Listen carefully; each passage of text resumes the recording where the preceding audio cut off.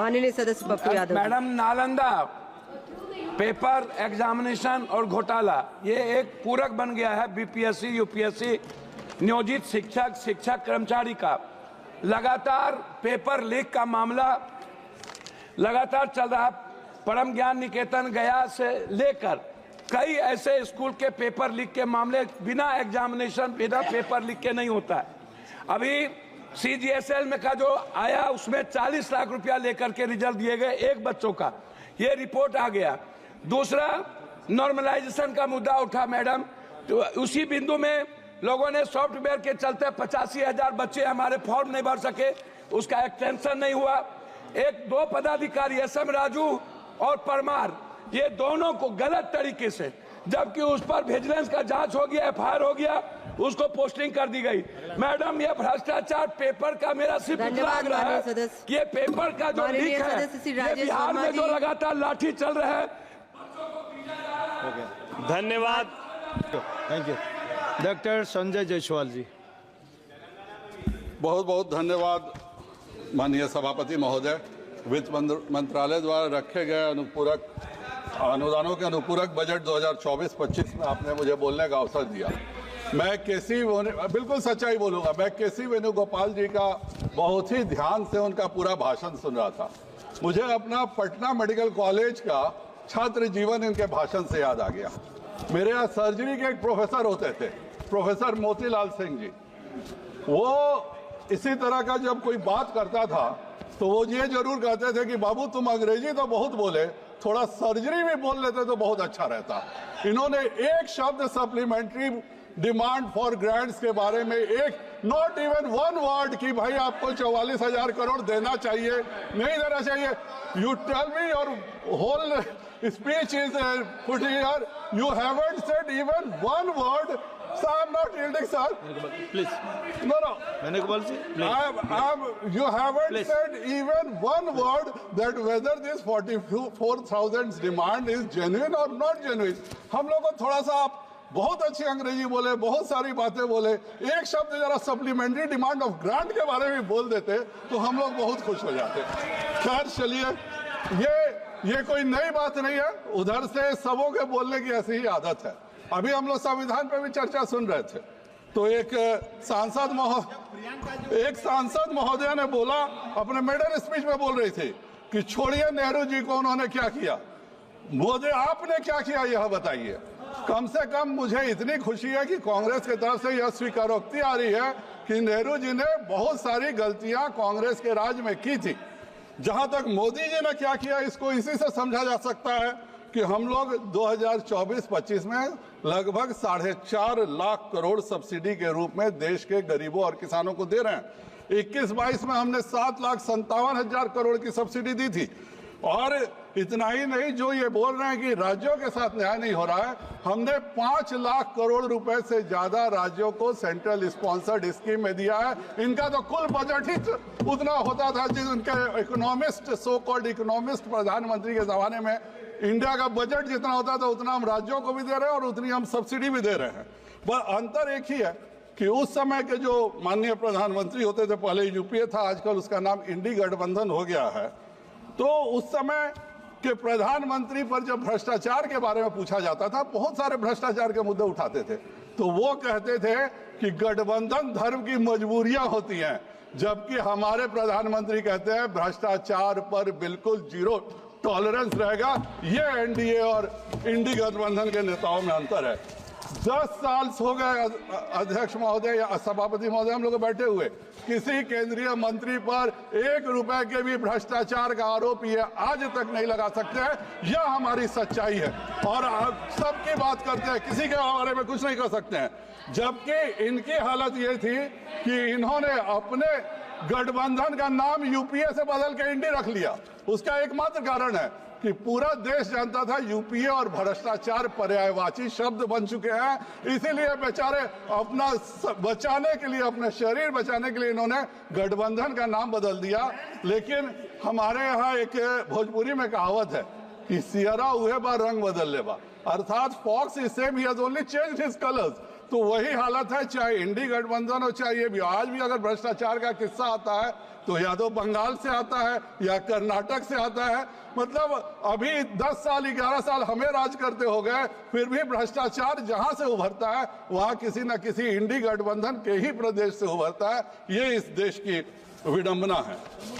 आज हम लोग के खिलाफ एक और नैरेटिव हर जगह चलाया जाता है, और वह नैरेटिव होता है कि आपने किसानों के लिए कुछ नहीं किया। अगर हमारे माननीय नेता सप्लीमेंट्री डिमांड फॉर ग्रांट्स का पढ़ लिए होते कि क्या कुछ उसमें लिखा हुआ है, तो उनको यह पता रहता कि उनके जमाने में जितना कृषि मंत्रालय का बजट होता था उतना हम अभी किसानों के लिए इस सप्लीमेंट्री डिमांड फॉर ग्रांट में एक्स्ट्रा मनी मांग रहे हैं। लगभग 25,000 करोड़ अभी हम मांग रहे हैं।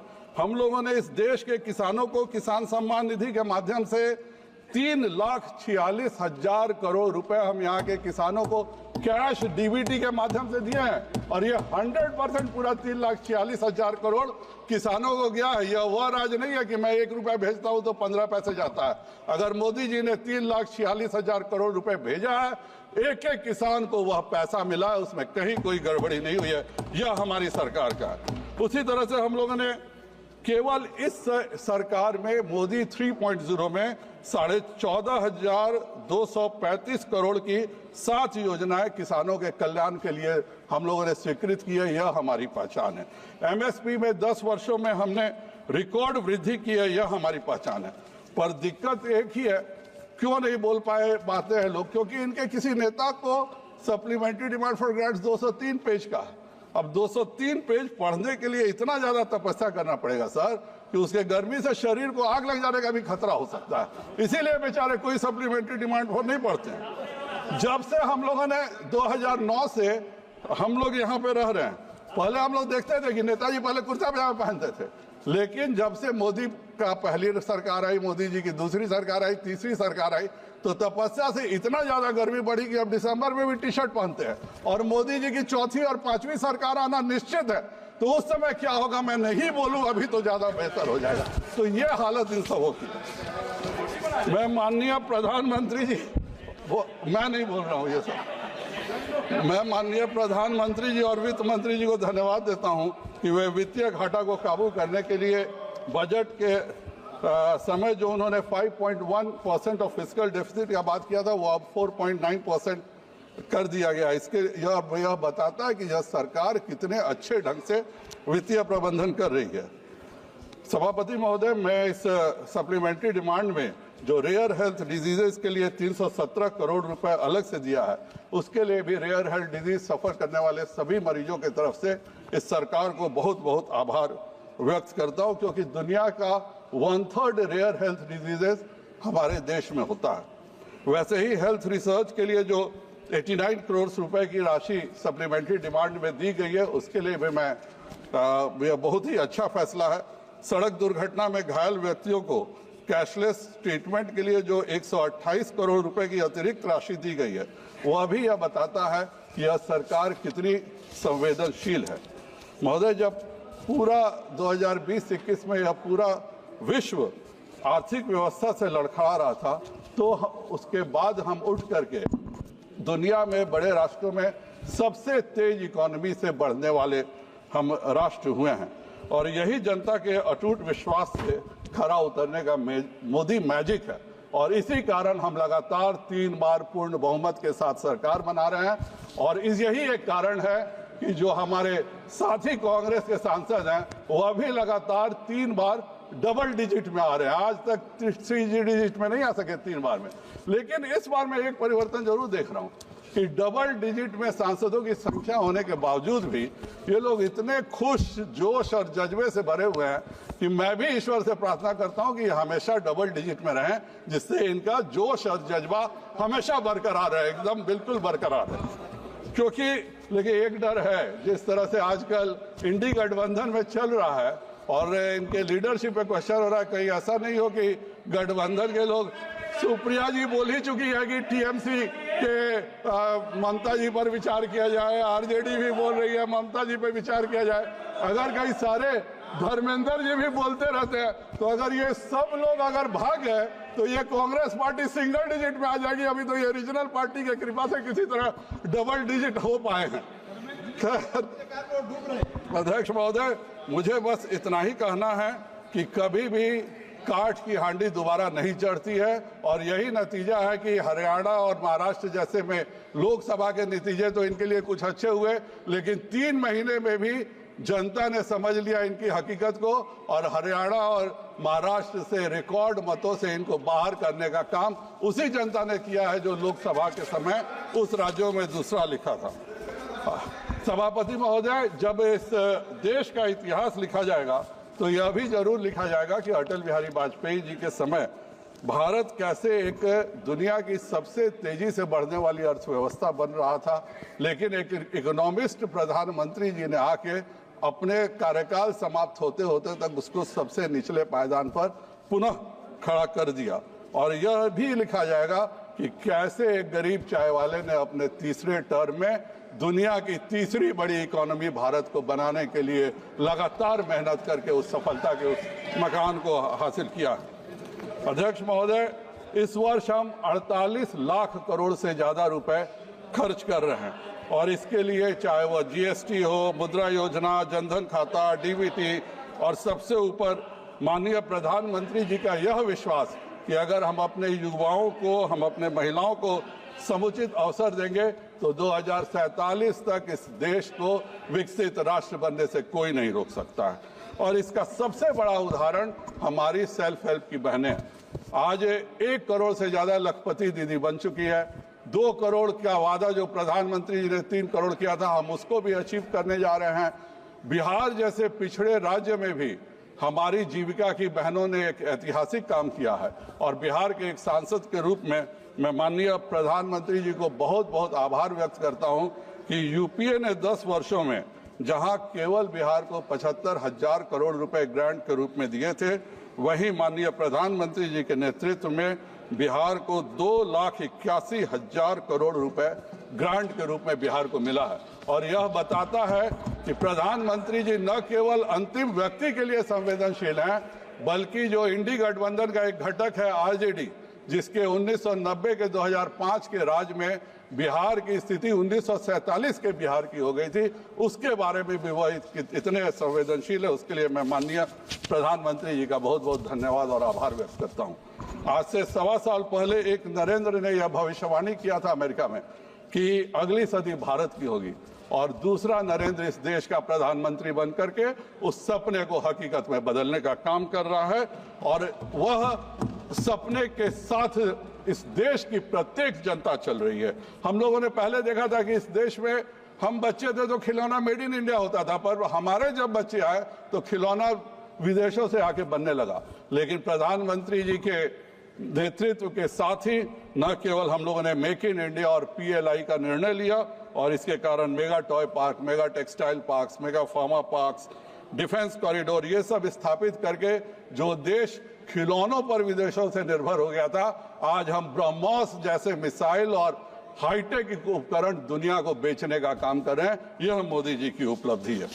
आज हम सेमीकंडक्टर प्लांट्स लगाने जा रहे हैं जो कि दुनिया में हमें एक नई ऊंचाई पर हमारे इंडस्ट्रीज को पहुंचाएगा। हमने एक तरफ हर गरीब को बिजली, गैस, मुफ्त अनाज, मुफ्त इलाज, घर, शौचालय जैसी मूलभूत सुविधाओं की हम पूर्ति कर रहे हैं, वहीं हम बिना गारंटी के रेहड़ी पटरी से लेकर देश के युवाओं को, विश्वकर्माओं को सब्सिडाइज्ड लोन देने का काम कर रहे हैं, जिससे हमारा प्रत्येक व्यक्ति आर्थिक तरक्की कर सके। लेकिन इतने सारे इन लोगों के इल्जाम के बावजूद भी मुझे याद है हमारे माननीय स्वर्गीय अरुण जेटली जी को मैं आज श्रद्धांजलि भी देना चाहूंगा। उन्होंने कहा था कि yes we are industry friendly government, और यह बिल्कुल साफ है कि जो ईमानदारी से टैक्स भरेगा सरकार उस इंडस्ट्रीज का साथ देगी, लेकिन जो बेईमानी और भ्रष्टाचार करेगा यह सरकार उसको किसी भी स्तर पर छोड़ने वाली नहीं है। और यही इनकी तकलीफ का सबसे बड़ा कारण है, क्योंकि ये एक का नाम ले रहे थे, मैं भी एक इंडस्ट्रियलिस्ट का नाम लेना चाहूंगा जिसका नाम ये हमेशा लेते हैं, और वो इंडस्ट्रियलिस्ट का नाम नीरव मोदी है। यह जानने की चीज है कि कौन इंपीरियल होटल में गया था। इंपीरियल होटल में रात को मॉडलिंग शो देख करके अगले दिन नीरव मोदी को कैसे पैसे मिल गए बैंकों से उधार, यह भी बताने का काम हमारे यूपीए गवर्नमेंट के समय के हमारे मित्रों को जरूर करना चाहिए। आज हम लोग हर चीजों के लिए कृत संकल्प है। इस देश को हम अगर विकसित राष्ट्र बनाना चाहते हैं तो उसके लिए भारत के प्रत्येक उद्यमी को हमें सामने खड़ा होना होगा, उसकी मदद करनी होगी। और इसलिए मैं इस demand for supplementary grants for demands का मैं निर्मला सीतारमण जी के द्वारा लाए गए का मैं पूर्ण समर्थन करता हूं और अपने प्रधानमंत्री जी का भी बहुत बहुत आभार व्यक्त करता हूं कि लोक कल्याणकारी योजनाओं में जो उन्होंने कुछ किया है उसके लिए भारत के नागरिक भी सदा आभारी है। और हम आप कितने भी रोड़े अटका लीजिए, 2047 तक भारत एक विकसित राष्ट्र बन करके ही रहेगा। जय हिंद, जय भारत। धन्यवाद जी। पैनोरमा ग्रुप, जो सोचता है वो करता है। ये लो मुंह मीठा करो, आज मैंने अपना जॉब छोड़ दिया, अब हम पूर्णिया वापस जाएंगे। जॉब छोड़ दिया है? मतलब ये घर कैसे चलेगा? हम करेंगे क्या? और माँ बाबूजी क्या बोलेंगे? इसलिए मैं एक और मिठाई का डब्बा लाया। अपने बिजनेस के लिए लोन अप्रूव हो गया। अरे लोन अप्रूव हो गया वो तो ठीक है, लेकिन पूर्णिया में हम रहेंगे कहाँ? अपना घर भी तो नहीं है वहाँ। इसलिए तो एक और मिठाई का डब्बा अलग से लाया हूँ। हमने पूर्णिया में घर ले लिया है, पूर्णिया के ई होम्स पैनोरमा में। पूर्णिया में पैनोरमा ग्रुप लेकर आए हैं ई होम्स पैनोरमा। बड़ा घर, आलीशान जिंदगी और अत्याधुनिक सुविधाओं के संग। अरे अरे, अब क्यों मुंह मीठा करवा रही हो? क्योंकि हम घर वापसी जो कर रहे हैं। घर वापसी की खुशी पूर्णिया में ई होम्स पैनोरमा के संग। E homes panorama, luxurious lifestyle redefined.